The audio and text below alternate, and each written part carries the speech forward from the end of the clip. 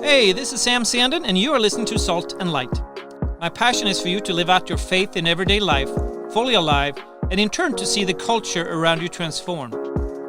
With a unique perspective as a Swedish immigrant, pastor, small business owner, and politically engaged citizen, my prayer is that this podcast will encourage, inspire, equip, challenge, and mobilize you to become the salt and light God created you to be at this exact moment in history.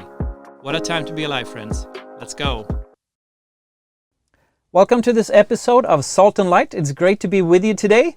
Today we'll be looking at the issue of why voting matters. And I have a guest with me today, my son Chase. He is about to vote in his first presidential election. He voted in our city elections last year, but this is the first presidential, so he's with us today. He's active in our church. He is engaged with Turning Point USA as one of the chapter leaders here in our county. And I thought it'd be fun to have a dialogue about some of these issues this podcast. And one of the things that I asked on social media is, why do people not vote? So we have some of those reasons that we'll look at, and why voting matters, and then what we can do to be engaged. So first of all, why does politics matter? And looking at the world you're in, and many youth today seems to be disengaged completely in the process. But why does politics matter? Unfortunately, we live in a world where everything is touched by politics. I guess that could be a good thing, but it isn't always. So everything from taxes, monetary impact is a huge thing with politics, and everybody feels that. Yep. Price of goods, education, all these things, and you can keep going down the list of these. Essentially, if it's a part of your life, it can somehow be affected by politics. And if the wrong people are in, even though those items that are not yet affected will most likely soon be. That's a trait of government, is that it wants everything. Yeah. So, which is totally opposite from the intentionality from the founding fathers, right? They wanted a small government that was very specific for defense and to help regulate some of the commerce, and to really be in a place of protecting our freedoms, right? Protecting our liberties. And now we see a government that are more than happy in many ways to encroach on as many of our liberties as possible, whether it's through regulation or flat out banning things, or being engaged in such a way that our future of life is at stake in many ways, right? Someone said that politics impacts policy, which then impacts people. And I think every one of us, whether we realize or not, like you're saying, Chase, has been impacted by the politics that's around us today. Especially in Washington State, such a thing like as the cap and trade, where our governor promised us that this would not affect our gas prices at all. And we see that gas prices are skyrocketing because of these extra taxes and regulations coming on. We see that as well with the lack of enforcement on our southern border, and in some extent our northern border, where we see trafficking skyrocketing, where we see also illegals that are not being processed and being taken care of in the right way, and the natural process of dealing with these things, or the amount of fentanyl that is just flooding over our border that is killing people in America on a daily basis. So policy that comes from politics impact people, and we have to be engaged because we have to be part of this process of being part of the change. So it is really important. Politics impacts us all. So looking at some of the reasons then that people have given for not wanting to be engaged in the process, what are some of the thoughts and answers towards that? So first of all, is that my vote doesn't count. What is your thoughts on that? well, of course it counts, but if you don't believe your vote counts, it will not. It takes many people, but each of those people is an individual person with an individual vote, that collectively we reach good outcomes, hopefully. Election after election is decided by razor-thin margins. It's very difficult to get people engaged, but if we can do it, it will have immense impact on elections. Yeah. You may think of yourself as just another drop in the bucket, but half of those drops are gone and you have half as much water. It's simple, but it's easy to see how people get disheartened by it, but you can't let that that dishearten you, because it's a self-fulfilling prophecy. Yeah. And the truth is, the fact that each of us has one vote, that is actually a very cool thing, right? We all have the same say. We all go to the polls and vote. And it's just when we do not engage, when we think that our vote doesn't count, that it automatically will not count because we are abstaining from having that voice. Another reason people said kind of the same, my vote doesn't count, is the concept of, well, I live in a state that is blue or it's red and there's no way that's going to change. But the truth is, we are to be engaged on many levels. So when you vote right now with the Washington presidential, we're looking at federal races, senators and House of Representatives.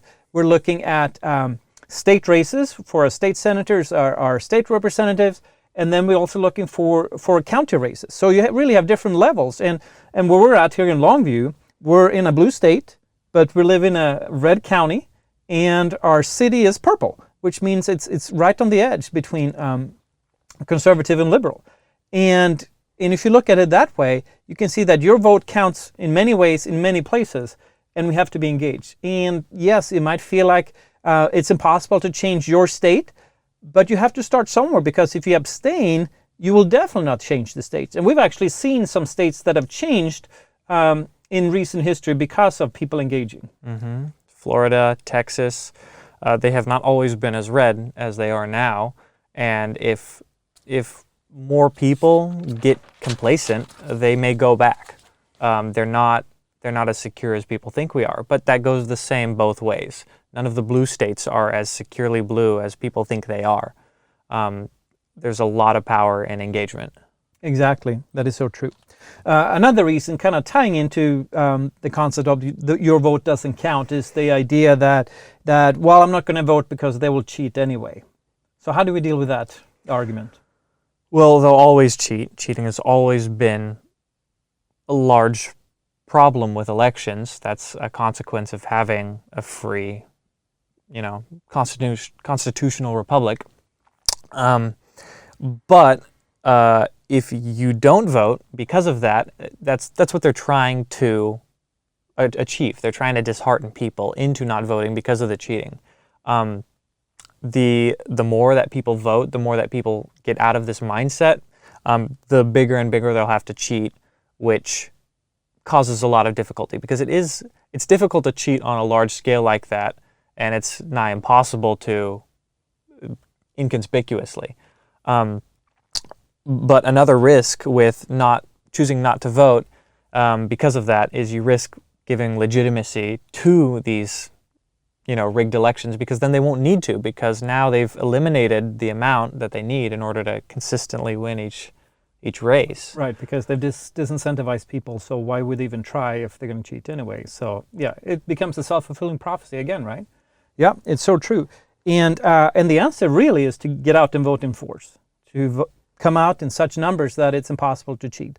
And at the same time, in state legislatures and other areas, deal with these issues, deal with these loopholes in ways where people do cheat, to make sure that doesn't happen again. Like they have voter identification laws and those kind of things. And here we have mail-in ballots, and we wish we would change that through in-person voting and things like that. But you can't just sit on the sideline and wait until it's changed. You have to be engaged in the process while you're working to change it as well. So just saying that they're going to cheat anyway, that's not a good excuse at all. And we've learned a lot since 2020. There are many, many people doing work to make cheating harder and harder in these areas. So we have learned from that. But if you don't vote, all that work's going to be for nothing that these people are doing. Yep, exactly. All right, another excuse people use for not voting is the excuse that there are no good candidates. How do we combat that? Well, there are no perfect candidates. We're not voting for our Messiah. We already have that, and he will return and rule us. But until then, we have to do with flawed people. We all are. All have fallen short of the glory of God. And our last sermon, our pastor said that the best of men are men at best. But, we have to be ruled by men. We don't turn to them for salvation, but we can't disengage. Yeah, and in fact, unless Jesus is running for office, you will vote for the lesser of two evils. Mm-hmm. And I think it's important too that we come back to instead of looking at our elected officials, or rather elected servants, as just that, servants, as opposed to being our saviors or our heroes or our rescuers or these celebrities. It's really a position of service, and they are to serve well. And we need to see who's the most capable at leading, who is the most capable at producing the policies that will help further our nation and to protect our liberties and so forth. And yeah, there'll be times where there's maybe not an ideal choice, but that's why the primary process is so important, where there's people, where you have more people to vote for, and you can more specifically pick someone that you like and you can get behind. And don't just sit and wait for the general, where you only are down to 2 choices, but get engaged earlier for sure. In fact, the ballot we have now here in Longview, there's 98 candidates for 17 offices. So there's a lot of people to pick from, and come next election, there will only be 34. So 2 for each of these 17 spots, right? So it's important to be engaged, to ask friends. Maybe you don't know who to vote for state secretary or state treasurer and some of these less well-known offices, but there's someone that has some thoughts about it and understand what they do. Look at maybe voting record if you have that. Go on their websites. There's a lot of resources available and friends that can help you as well. But there will always be people that are not ideal, less than perfect, like we said. But still, we have to be engaged. Just by sitting back and let someone else make the decision doesn't give us carte blanche of being without responsibility, because we will be impacted by these things anyway. So another thought is that, I want to stay out of politics. It's dirty. I don't want to get in the mess. What about that excuse? Well, it makes sense if you're in a South American country ruled by a dictator or a serf in Middle-aged England, but here we have power. You're not at the behest of the nobles who decide everything. We may not decide laws directly, but we decide who passes them. We have power. We have responsibility. Those with the ability to take action have the responsibility to take action. If you don't take part in that, if you don't take part in the process, that is a choice, and where it all goes will be partially to your fault if it's not the way you want it. Now, if you just want to disconnect, I guess fine, you have the right to do that, but too much of that, and that will be the only right you have. Don't complain about what you help cause. Exactly. So. And what's special with Americans too is that we have this "we the people." It's in our Constitution. It's "we the people," that we are the ones with the power. It's not the king. It's not the emperor. It's not the whatever you want to call the leader, right? It is "we the people," and we need to come back to that. The people comes from the people. We are the ones that are choosing our elected officials, elected servants, and we have to be engaged in that process, because the actual word citizen in Greek means co-ruler, and that we have this responsibility. And if we abdicate that, then we're asking for someone to make the decisions for us. We're asking for someone to rule over us, as opposed to us being engaged in the process. My story as an immigrant, in the process of becoming a citizen, I first had my green card, and with my green card, the 2 things I couldn't do that I can do now as a citizen, 2 of the main things was that I could not serve on a jury and I could not vote. So these are some big things, very important thing that a citizen has a duty and an honor and a responsibility to do. Or like Chase said, you can choose to sit that out, but then you lose the right to complain or the right to have opinions about what's happening, because you abdicated that right. And we've also heard the phrase, right? You can't legislate morality, so that's why you should stay out. Well, the truth is, someone's morality is being legislated. The question is whose. In fact, every law is moral in one way or another. And if we sit out, especially as believers, if we're not salt and light, if we are disengaging in the process, then what that only means is that we have people with less moral values that are making the laws for us. And to think that somehow is more spiritual, that is not true at all. In fact, we are to love our neighbor And by loving our neighbor, we are to engage in the political process because, again, politics impact policy that impacts people. And if we want to love people, this is one of the components for that, right? Wouldn't you agree? Mm-hmm. Yeah, because we have to engage. And the whole idea that somehow it's holier to not engage in politics, it's crazy. In fact, God created this world for us to steward. Exactly. It's irrevocable mesh between the physical and the spiritual. Yep. And life is a mess in many ways, but we have to be engaged in the world. We're in the world, but not of it, right?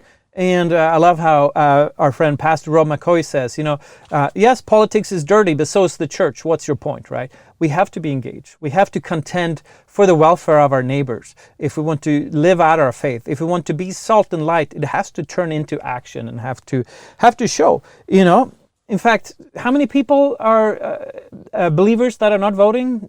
Do you know the number? Half of them, 40 million. Yeah, so out of 80 million evangelical believers that profess to be Christians, half of them not registered to vote.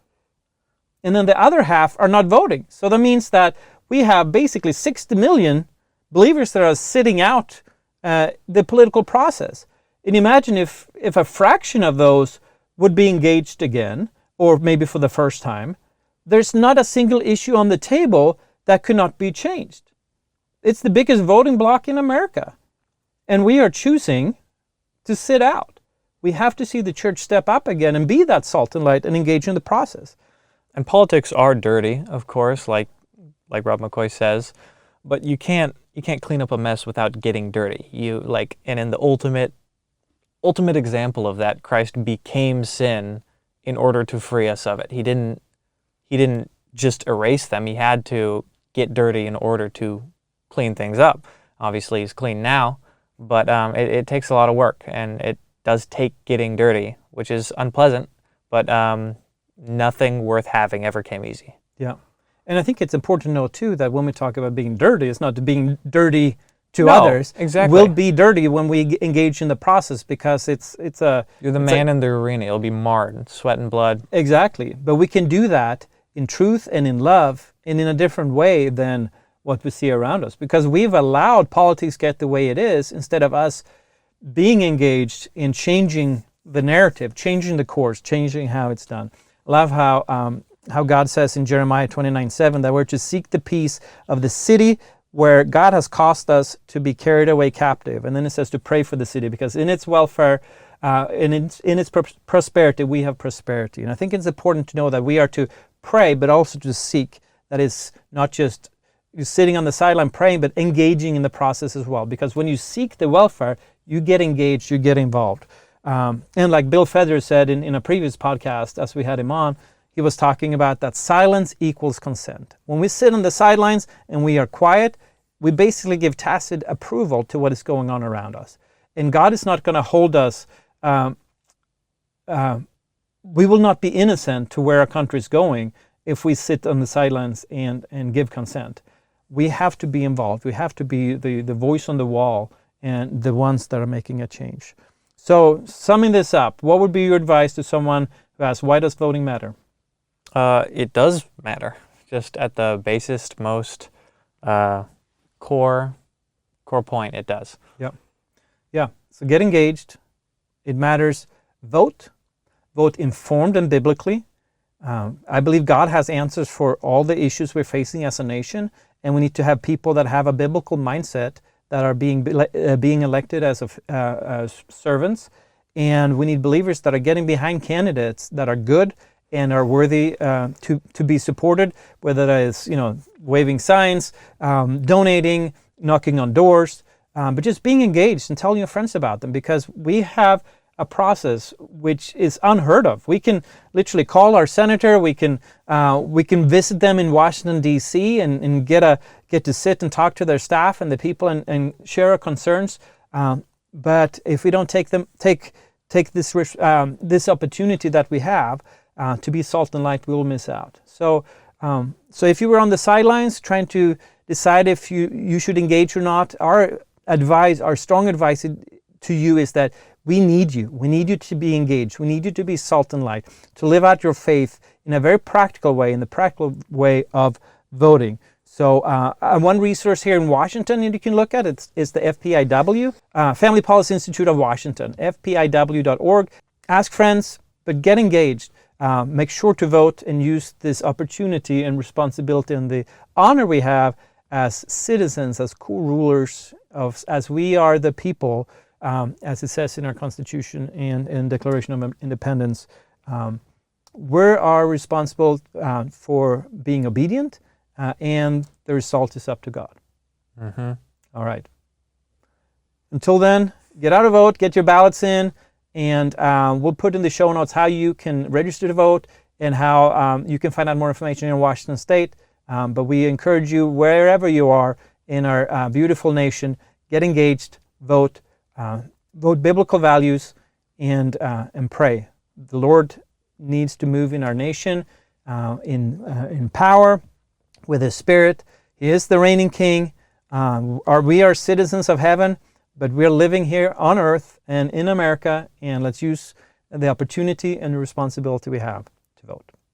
Thank you so much. Until next time.